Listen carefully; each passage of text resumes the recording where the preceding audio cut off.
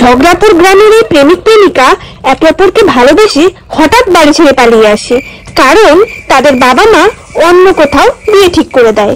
এবার পালিয়ে আসার পর যা হলো।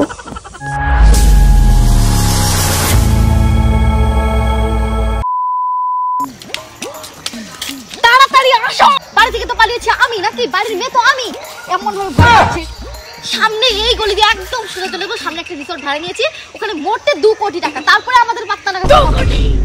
আর তুমি চিন্তা করছো আমরা হাতে কানে গড়া তোমার অস্ত্র বেতে 2 কোটি হয়ে যাবে রে বাবা। চল তাড়াতাড়ি। কি হরে ওরে বাবা সাবাস বাউন কাকে আমি বিয়ে করলাম। যাই যাই যাই যাই। A few moments later.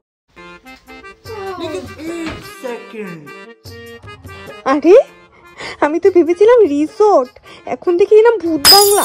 কই শুনছো? বলো। বলছি কোন ভূত বাংলা তুমি আমাকে এনে ফেলেছো? 2 কোটি টাকা তো তাই ভূত বাংলাতে পাইছো, এর থেকে বেশি আর কি চাও? থাকবো কি করে এখানে ভগবান? ও গড সো ইরিটেটিং।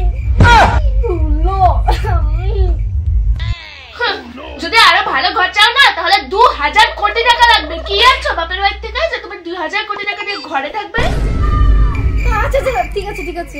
শোনো, আমি হাত পা ধুতে যাচ্ছি, তুমি ততক্ষণে ভাতটা বসিয়ে দাও। ভাত বসাবো মানে? আমি তো রান্না করতে পারি না। ভাত রাঁধতে পারো না? না। তাহলে আমরা খাবো কি? অনলাইন অর্ডার করে দাও। অনলাইনে? রান্না করতে পারবো না, টায়ার্ড লাগছে।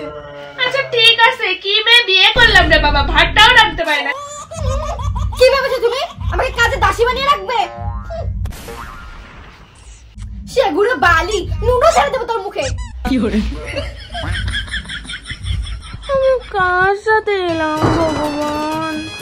মাইরে পালাইছে রে লেঙ্কা, মাইরে